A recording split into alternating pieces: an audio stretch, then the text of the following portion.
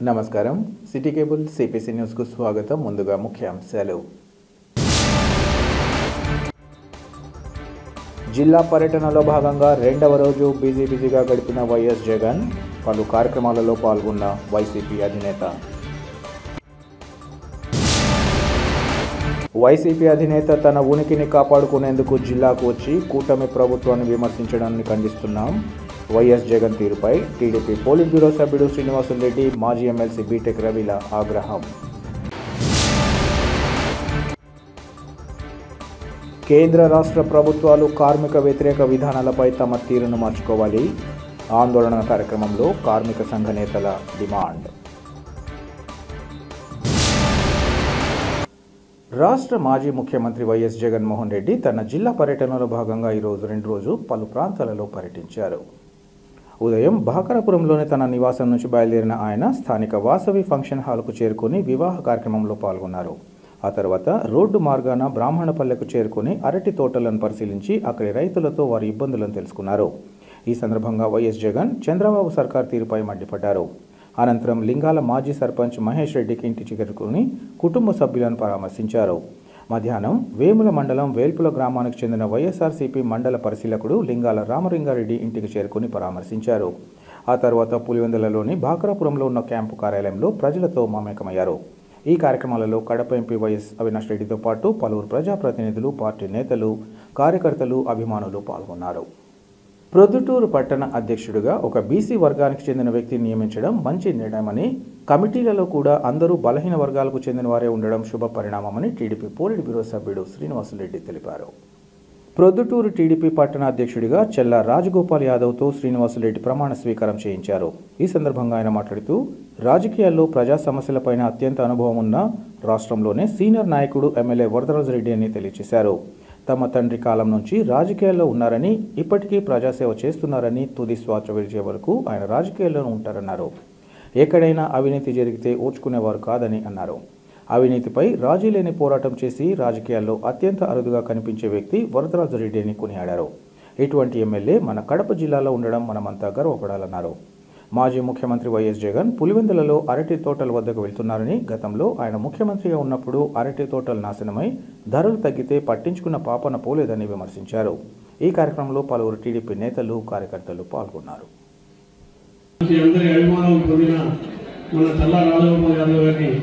పట్టణ అధ్యక్షులుగా నియమించి పార్టీకి ఉజ్వల భవిష్యత్తు కల్పించేందుకై నా వంతు కర్తవ్యాన్ని, విధులను బాధ్యతాయుతంగా నిర్వర్తించగలనని ప్రమాణం చేస్తున్నాను. జై తెలుగుదేశం.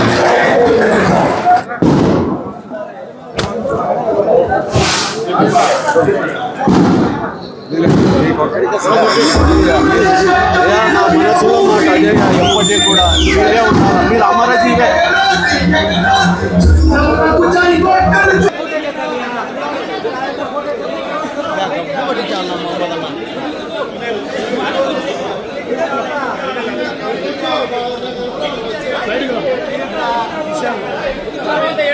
మరి ఈరోజు పొద్దుటూరులో బీసీ జనాభా ఎక్కువ. ఫస్ట్ నెంబర్ 1 వీవర్స్, రెండోది మిగతా రకరకాలైన వాళ్ళు ఉన్నారు. దాంట్లో యాదవులు కూడా ఒక భాగం. మరి చాలా కాలం నుంచి ఇక్కడ పొద్దుటూరులో రకరకాల ఉండబడినప్పటికీ కూడా యాదవులకు ఎప్పటికి కూడా అవకాశం ఇవ్వలే. పొద్దుటూరులో ఈ టౌన్ అధ్యక్షుడుగా మరి యాదవులకు అవకాశం ఇస్తే బాగుంటుంది. వాళ్ళ శాతం కూడా దాదాపు 5-6% ఉన్నదనే ఒక ఆలోచనతో మా ముఖ్యమంత్రి గారు కూడా బీసీలకే ప్రాధాన్యత ఇవ్వమని మాకు చెప్తారనడం జరిగింది. దాంట్లో భాగంగానే మన రాజగోపాల్ గారు మీకు అందరికీ తెలుసు, నిరంతరం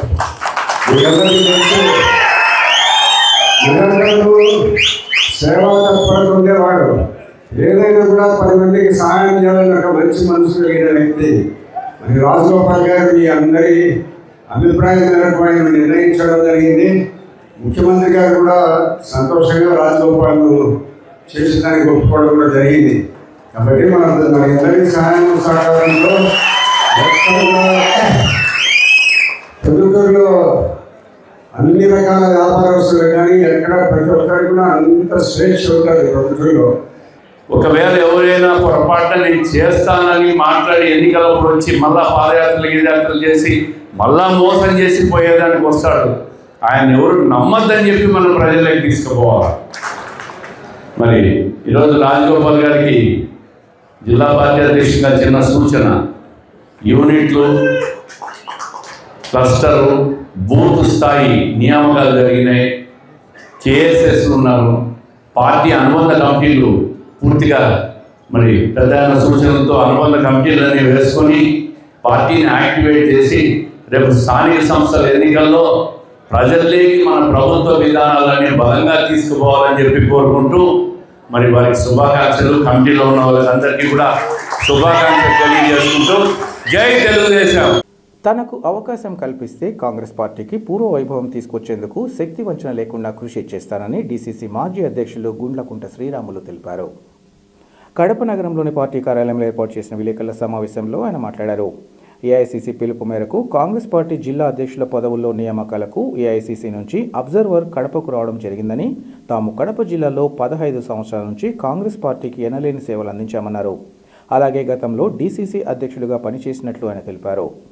కాంగ్రెస్ పార్టీ నాయకులు, కార్యకర్తలు తిరిగి తమ సేవలు గుర్తించి తమకు అవకాశం ఇస్తే జిల్లాలో కాంగ్రెస్ పార్టీకి పూర్వ వైభవం తెచ్చేందుకు కృషి చేస్తానని వినతి పత్రాన్ని ఇచ్చామన్నారు.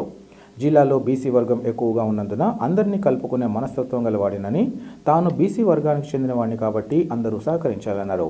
తనకు అవకాశం ఇస్తే కాంగ్రెస్ పార్టీకి సేవలు చేయడానికి సిద్ధంగా ఉన్నానని ఈ సందర్భంగా పేర్కొన్నారు.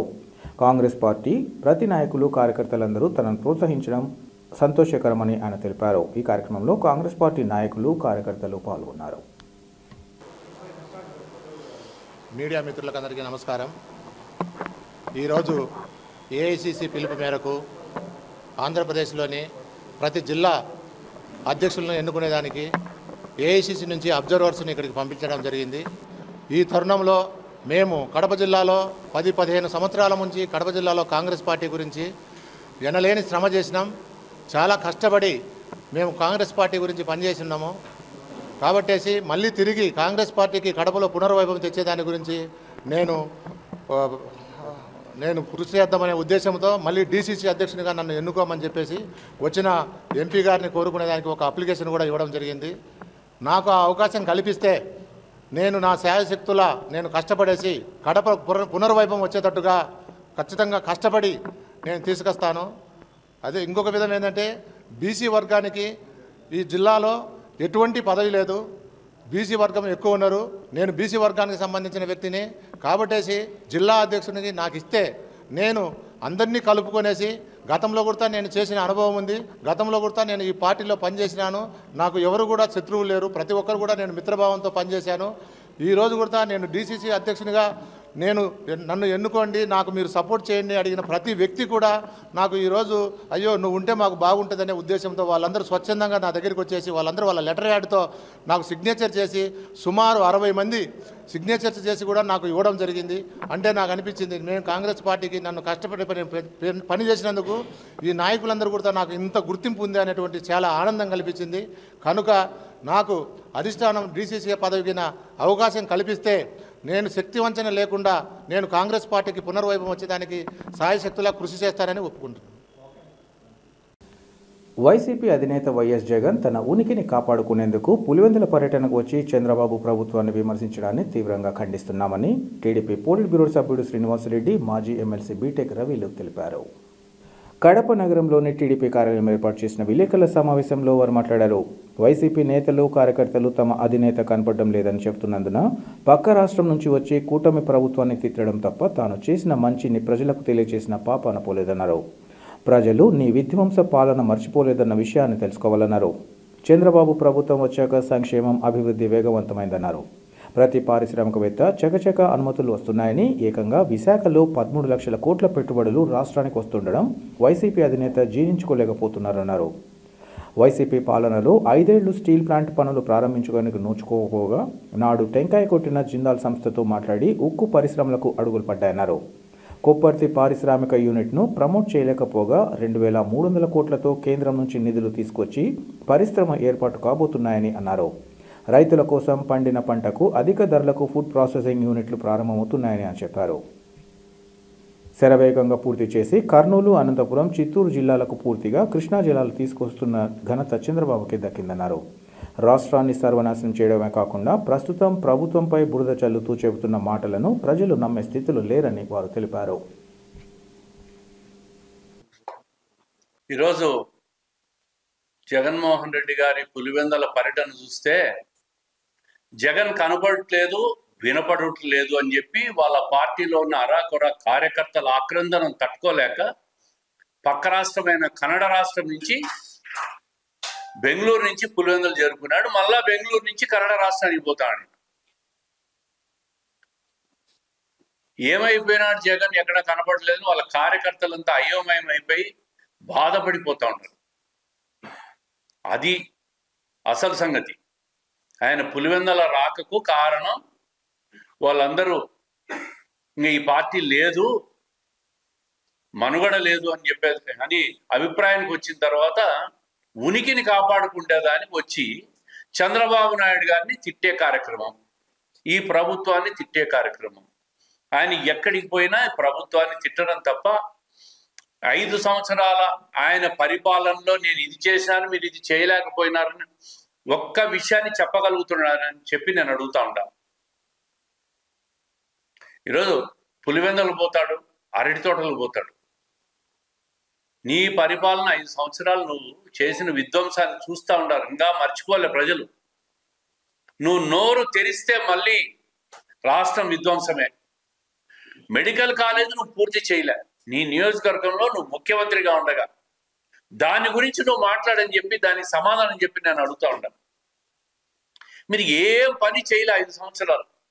అరాచకం సృష్టించినావు, ప్రజల్లో భయాందోళన కలిగించినావు, శాంతి భద్రతలు నాశనం చేసినావు, రాష్ట్రాన్ని ఆర్థికంగా అధోగతి పాలు చేసినావు, పూర్తిగా విచ్ఛిన్నం చేసిన ఒక భారతదేశంలో నెంబర్ 1 స్థాయిలో ఉన్న ఆంధ్రప్రదేశ్ ఈరోజు అట్టడుకు స్థాయి పోయినాక దాన్ని మళ్ళా రిపేర్ చేసే బాధ్యత చంద్రబాబు నాయుడు గారు తీసుకుంటే, ఆ అట్టడుకు స్థాయికి తీసుకుపోయిన మనిషి ఎవరైనా ఉంటే అది జగన్మోహన్ రెడ్డి గారు. ప్రజలు ఆయనకు 5 సంవత్సరాలు అధికారం ఇస్తే 1 ఛాన్స్ అని రాష్ట్రాన్ని నాశనం చేసి ఈరోజు మళ్ళీ పులివెందుల కడప జిల్లాకు వచ్చి ప్రజలకు నువ్వు కడప జిల్లాలో చేసిన శంకుస్థాపనలు కానీ, కడప జిల్లాలో 5 సంవత్సరాలు ముఖ్యమంత్రిగా ఉన్నప్పుడు నువ్వు ప్రామిసులు చేసేటి ఒక్కటన్నా నెరవేర్చినావా అని చెప్పి నేను అడుగుతాను. ఏమీ చేయకుండా ఉనికి కోసం ఏ కార్యక్రమం చేసినా ప్రభుత్వం మీద బురద చల్లడం, విష ప్రచారం చేయడం, ప్రజలను అబద్ధాలతో నమ్మించే ప్రయత్నం చేయడం, ఇది నీ మోసగారి మాయగారి జగన్మోహన్ రెడ్డి గారి మాటలు అని చెప్పి ప్రజలు నీ మాటలు ఎవ్వరూ నమ్మే పరిస్థితుల్లో లేరని చెప్పి సందర్భంగా తెలియజేస్తా ఉన్నాను. అందరికీ నమస్కారం. తర్వాత ఈరోజు పులివెందులలో జగన్మోహన్ రెడ్డి రైతుల కోసం ఏదో రైతులకు గిట్టుబాటు ధరలు లేవని అరటి తోటలు సందర్శించడం అనేది ఒక పెద్ద నాటకం అండ్ బూటకం. తర్వాత ఎందుకంటే మీ ద్వారా రాష్ట్ర ప్రజలకు కూడా అంటే అరటి పంట అనేది ఎలా ఉంటుందో కూడా మీ ద్వారా నేను చెప్పదలుచుకున్నా. అరటి అనేది ఫస్ట్ సాగు చేస్తారు. సాగు చేసి పంట వచ్చిన తర్వాత మధ్యలో ఒకటి అరటి పిలక ఒకటి వదిలేస్తారు. అది రెండో పంటకు ఇంకా బాగుంటే మూడో పంటకు తరమయ్యే విధంగా రైతులు ప్లాన్ చేసుకుంటారు. ఇప్పుడు కావాలని జగన్మోహన్ రెడ్డి అంటే అలా వదిలేసిన పిలక రెండో పంట కానీ మూడో పంట కానీ కొంచెం నాణ్యత కొంచెం తక్కువ ఉంటుంది, ప్రొడక్షన్ కూడా బాగా తక్కువ వస్తుంది, ఉత్పత్తి కూడా. అలాంటి తోటను ఒకటి కావాలని సెలెక్ట్ చేసుకొని అంటే బాగా వైరస్ వచ్చి ఆ తోట దెబ్బతిన్న తోటను సెలెక్ట్ చేసుకొని అది కూడా మళ్ళీ వైఎస్ఆర్సీపీకి చెందిన శ్రీనివాసులు రెడ్డి అనే అతని తోటను సెలెక్ట్ చేసుకొని దాన్ని కూడా మళ్ళీ అంతకు ముందు రోజు పోయి అవినాష్ రెడ్డి గారు సందర్శించి ఈ తోట అయితే బాగుంటుంది, ఈ తోట యజమాని కూడా మనవాడే కదా అని అన్ని ఫిక్స్ చేసుకొని ఈరోజు జగన్మోహన్ రెడ్డి ఆ తోటకు పోయినాడు. కావాలని డ్యామేజ్ అయిన తోటకే పోయినావు, సరే రైతును పక్కన పెట్టుకున్నావు. మాట్లాడేటప్పుడు ఆయన మాట్లాడుతూ అసలు అరటికి ఇదే లేదు, దాదాపు 1000-2000కు వచ్చిందని మాట్లాడినాడు. వాస్తవంగా ఈరోజు జగన్మోహన్ రెడ్డి మాట్లాడేటప్పుడు ఆయన పక్కనే నల్లపురెడ్డిపల్లె గ్రామానికి చెందిన ఆదర్శ రైతు, ఆయన ప్రభుత్వంలో ఆదర్శ రైతు 5 లక్షల రూపాయల బహుమతి కూడా తీసుకున్నాడు. ఒక ఆయన బలరామరెడ్డి గారిని ఆయన ఉన్నాడు. ఆయన్ను నువ్వు పక్కనే అడుగు. అదే గ్రామానికి నల్లపురెడ్డిపల్లె గ్రామానికి చెందిన వాళ్ళ పార్టీ వైఎస్ఆర్సీపీ పార్టీకి పనిచేసిన మండల ఉపాధ్యక్షుడు శివప్రసాద్ రెడ్డి అని ఆయన చనిపోయినాడు. వాళ్ళ అబ్బాయి పేరు ఉమామహేశ్వర రెడ్డి. నిన్న ఇదే 9,000 రూపాయల టన్నుతో అదే ఊర్లో నిన్న అమ్మినాడు. కావాలంటే మీ పక్కన ఆదర్శ రైతుని అడుగు. అదే ఫస్ట్ గోల 11,000 నుంచి 12,000 రూపాయలు బాక్సులకు నిన్న కొట్టారు. అంటే ఇవన్నీ కాకుండా ఒక వైరస్ వచ్చినది మీ పార్టీకి చెందిన దానికి తోట దగ్గర తీసుకుపోయి ఈ రకంగా మాట్లాడడం అనేది ఎంత దారుణమైన విషయం. ఇంకా ఆయన మాట్లాడుతూ మా హయాంలో 30,000 పోయింది అరటి ధర అని చెప్తాడు. గత 5 సంవత్సరాల్లో ఏ డేటా అయినా తీసుకోండి మీరు, ఆయన 5 సంవత్సరాలు ఆయన హయాంలో 30,000 పోయిందనే మాట అసలు అవాస్తవము. అసలు ఆయన ఎందుకు అలా మాట్లాడుతున్నాడో కూడా అర్థం కాలేదు. అసలు జగన్మోహన్ రెడ్డి ఈరోజు ఇంకో మాట మాట్లాడినాడు. నేను రైతు భరోసా కింద బాగా డబ్బులు ఇచ్చిన, ఇది అన్నదాత సుఖీభావ అని పెట్టి వీళ్ళు ఫెయిల్యూర్ అయినా. అసలు నువ్వు రైతు భరోసా కింద ఇచ్చింది 7,500, సెంట్రల్ది కలుపుకొని 6,000 చెప్పి 13,500 ఇస్తే మేము 14,000 ప్లస్ 6,000 20,000 రూపాయలు మేము కంటిన్యూస్ గా స్టెప్ బై స్టెప్ ఇంటర్వ్యూస్ ఇస్తా ఉంటే దాన్ని కూడా కామెంట్ చేసే పరిస్థితి. తర్వాత ఇంకా ముఖ్యంగా ఇంకోటి ధరల స్థిరీకరణ నిధి అని పెట్టి మేము అంతా కొన్నాం ఇంత కొన్నాం అని మాట్లాడినాడు. ఇదే జగన్మోహన్ రెడ్డి హయాంలో 2020-21లో ఇదే అరటి వాళ్ళు రేటు లేక 2020-21 సంవత్సరం దిబ్బల్లో పోసినారు. అరటికన్లు కాలువల్లో పోసిన వీడియోలు కూడా ఉన్నాయి. అప్పుడు ఈ ధరల స్థిరీకరణ నిధి ఏమైంది? నువ్వు పెట్టి అరటి ఏమన్నా నువ్వు కొన్నావా? ఊరికే మాట్లాడతా అది ఇది. అసలు ఈరోజు ఇది పెద్ద డ్రామా. ఈరోజు వాళ్ళే ఒక తోట చెడిపోయిన తోట సెట్ చేసుకోవడము, వాళ్ళే శ్రీనివాసరెడ్డితో ముందే మాట్లాడుకోవడం, నువ్వు ఇట్లా చెప్పాలని అవినాష్ రెడ్డి పోయి దాని అంతా విజిట్ చేసినా ఇది బాగుందని చూడటం, ఈయన పోయి మాట్లాడటం, అది చెప్పడం, ఇదంతా ఈ డ్రామాలు వద్దు. ఎందుకు నువ్వు నిజంగా రైతులకు అంత బాగా చేసింటే మళ్ళీ హార్టికల్చర్ బెల్ట్ అయినటువంటి రాయలసీమలో కూడా నీకు సీట్ రాలేదే మరి. కాబట్టి నువ్వు ఇన్నాళ్ళు మా ప్రజలను మోసం చేస్తా వచ్చినావు, ప్రజలు గుర్తుపట్టినారు. ఇప్పుడు రైతులను మోసం చేయాలని కూడా చూస్తున్నావు.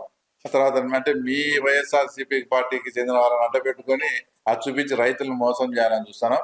ఇది మంచి పద్ధతి కాదు. రైతులంత అమాయకులు కాదు, అన్ని చూస్తూ ఉంటారు. రైతులకు ఏదైనా చిత్తశుద్ధి ఉందంటే అది తెలుగుదేశం పార్టీ ప్రభుత్వం.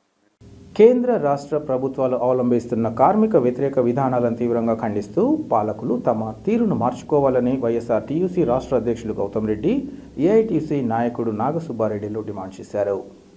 కడప నగరంలో కేంద్ర రాష్ట్ర పాలకుల కార్మిక వ్యతిరేక నిర్ణయాలపై భారత రాజ్యాంగం అమలైన రోజు సందర్భంగా ఆయా సంఘాలు కడప ఆర్టీఓ కార్యాలయం ఎదుట ఆందోళనకు చేపట్టాయి.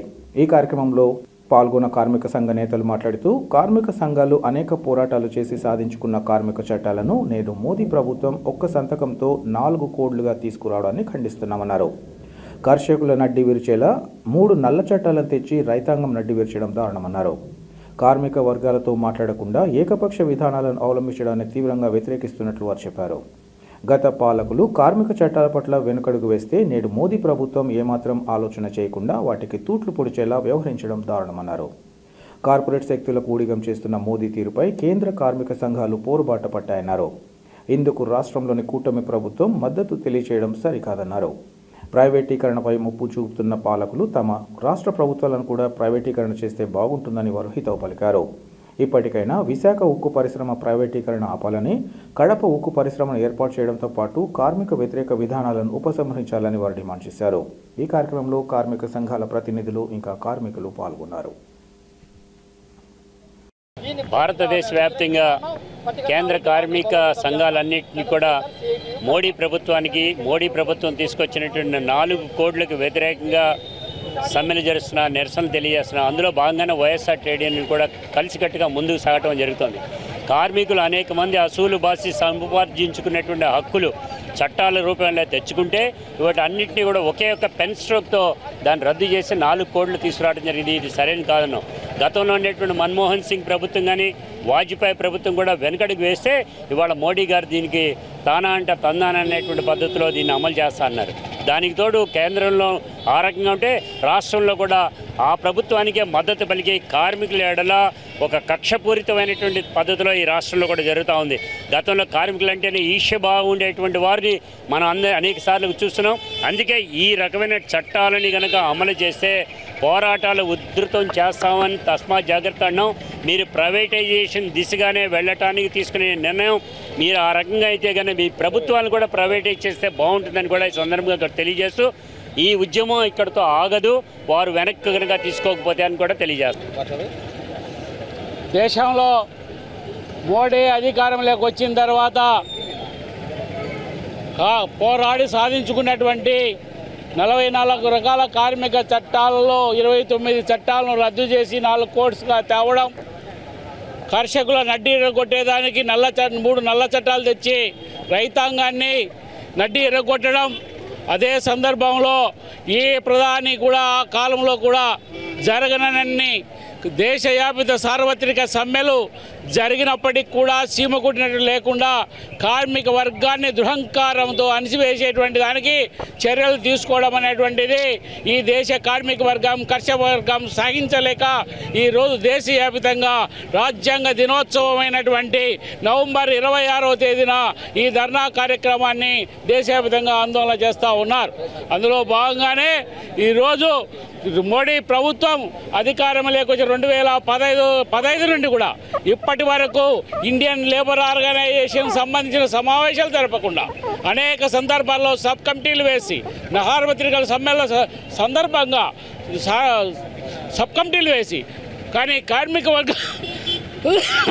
వర్గంతో మాట్లాడకుండా, కార్మిక వర్గ నాయకులతో మాట్లాడకుండా, కేంద్ర కార్మిక సంఘాలతో మాట్లాడకుండా కాలయాపన చేస్తూ కొనసాగిస్తున్నటువంటి మోడీ ప్రభుత్వం ఈరోజు 4 కోడ్స్ను ఆగమేఘాల మీద పార్లమెంటులో ఈరోజు పాస్ చేయించుకొని ఆ ఆగమేఘాల మీద రాష్ట్రపతితో ముద్ర వేయించుకొని వాటిని అమలు పరిచేదానికి నోటిఫికేషన్ జారీ చేశారు. ఈరోజు దేశంలో ఉన్నటువంటి కార్మిక వర్గాన్ని బానిసలుగా మార్చేటువంటి ఈ 4 కోడ్స్ ద్వారా కార్పొరేట్ శక్తులకు బానిసలను ఉడిగలు చేసేటువంటి పద్ధతిలో తీర్చిదిద్దుతూ ఉన్నాడు. కాబట్టి దీనికి వ్యతిరేకంగా దేశ కార్మిక వర్గం 9 కేంద్ర కార్మిక సంఘాలు, 456 స్వతంత్ర ఫెడరేషన్లు, అనేక రాష్ట్రాలలో కార్మిక సంఘాలు అన్ని కూడా ముక్తకంఠంతో వ్యతిరేకిస్తూ ఉన్నాయి. ప్రజలందరికీ స్వేచ్ఛ, సమానత్వం, న్యాయం, సౌభ్రాతృత్వం అనే పునాదిపై ప్రపంచంలోనే అతిపెద్ద భారత రాజ్యాంగాన్ని రచించారని మహాజన రాజ్య పార్టీ వ్యవస్థాపకులు సంగటి మనోహర్ మహాజన్ తెలిపారు. కడప నగరంలోని ప్రెస్ క్లబ్లో రాజ్యాంగ హక్కుల పరిరక్షణ సమితి ఆధ్వర్యంలో 76వ భారత రాజ్యాంగ దినోత్సవాన్ని పురస్కరించుకొని వివిధ సంఘాల ఆధ్వర్యంలో రౌండ్ టేబుల్ సమావేశాన్ని నిర్వహించారు. ఈ సందర్భంగా సంగటి మనోహర్ మహాజన్ మాట్లాడుతూ భారత రాజ్యాంగాన్ని 2 సంవత్సరాల 11 నెలల 18 రోజుల పాటు రూపొందించి 165 రోజుల పాటు 11 సార్లు సమావేశమై జాతికి అంకితం చేశారన్నారు. అయితే భారత రాజ్యాంగాన్ని రచించి 76 సంవత్సరాలు పూర్తి చేసుకున్నప్పటికీ ఏ లక్ష్యాలతో రాజ్యాంగాన్ని రచించారో ఆ లక్ష్యాలు నెరవేరడం లేదన్నారు. భారత రాజ్యాంగం ఎంత మంచిదైనా అమలు చేసేవారు మంచివారు కాకపోతే చెడు ఫలితాలు వస్తాయని రాజ్యాంగాన్ని రచించిన బాబాసాహెబ్ అంబేద్కర్ ఆనాడే తెలిపారన్నారు. నేటి పాలకులు అస్తవ్యస్త విధానాలు, అనాలోచిత నిర్ణయాల కారణంగా ప్రజల వ్యతిరేకతను మూటగట్టుకుంటున్నారని ఆరోపించారు. రాజ్యాంగం ప్రసాదించిన స్వేచ్ఛ, సమానత్వం, సౌభ్రాతృత్వం నిలుపుకోవాల్సిన బాధ్యత ప్రతి ఒక్కరిపై ఉందన్నారు. ఇందుకు భారతీయులు ఐక్యతగా ఉంటూ భిన్నత్వంలో ఏకత్వంగా సాధనకు కృషి చేయాల్సిన అవసరాన్ని ఆయన వివరించారు. ఇవాళ వచ్చేసి 76వ భారత రాజ్యాంగ దినోత్సవాన్ని కడప నగరంలో స్థానిక ప్రెస్ క్లబ్లో రాజ్యాంగ హక్కుల పరిరక్షణ సమితి కాన్స్టిట్యూషనల్ రైట్స్ ప్రొటెక్షన్ కమిటీ ఆధ్వర్యంలో నిర్వహించడం జరుగుతూ ఉంది. వాస్తవానికి ప్రపంచంలోనే ఇంత అతిపెద్ద లిఖిత రాజ్యాంగము ఎక్కడ లేదు ప్రపంచంలో. అదొక మన భారతదేశ రాజ్యాంగమే ఉంది అని చెప్పేసి మేము మనవి చేస్తూ ఉన్నాం. వాస్తవంగా ఈ యొక్క భారతదేశ రాజ్యాంగము 2 సంవత్సరాల 11 నెలల 18 రోజుల పాటు రాసి అదేవిధంగా 165 రోజులు సమావేశమై 11 సార్లు సమావేశమై 165 రోజులు జరిపి ఈ భారతదేశానికి ఈ జాతికి అంకితం చేసినటువంటి రోజు ఇవాళ. ఆ రోజు అంటే 26 నవంబర్ 1949వ తారీఖు నాడు ఈ దేశానికి సమర్పించిన రోజు. వాస్తవానికి భారత రాజ్యాంగం యొక్క స్ఫూర్తి ఏంటి, గొప్పతనం ఏంటి, ఔన్నత్యం ఏంటి అని ఒకసారి మనం లోతుగా విశ్లేషిస్తే నిజానికి అందరికీ ప్రజలందరికీ న్యాయం, స్వేచ్ఛ, సమానత్వం, సౌభ్రాతృత్వం అనేటువంటి పునాది పైన ఈ యొక్క భారతదేశ రాజ్యాంగాన్ని నిర్మించడం జరిగింది. వాస్తవానికి ఇవాళ 76 సంవత్సరాలు పూర్తి చేసుకుంటున్నా కూడా ఏ లక్ష్యాలతోటి, ఏ ఆదర్శాలతోటి, ఏ యొక్క నిబంధనలతోటి ఈ యొక్క రాజ్యాంగాన్ని రూపొందించుకున్నామో ఇప్పటికి కూడా ఆ లక్ష్యాలు, ఆ యొక్క నిబంధనలు, ఆ యొక్క ఆశయాలు నెరవేర్చినటువంటి పరిస్థితి లేదు. బాబాసాహెబ్ అంబేద్కర్ గారు అంటాడు, ఈ భారత రాజ్యాంగం ఎంత మంచిదైనప్పటికీ అమలు చేసేవాడు మంచివాడు కాకపోతే ఈ రాజ్యాంగం చెడు ఫలితాన్ని చెడునే ఇస్తుంది. ఈ రాజ్యాంగం ఎంత చెడ్డదైనప్పటికీ అమలు చేసేవాడు మంచివాడైతే మంచి ఫలితాన్ని ఇస్తుంది అంటాడు.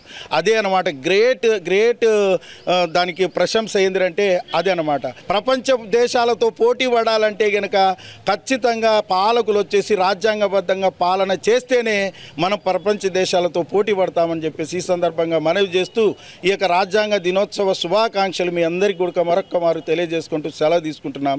జై భారత రాజ్యాంగం, జై భారత ప్రజాస్వామ్యం.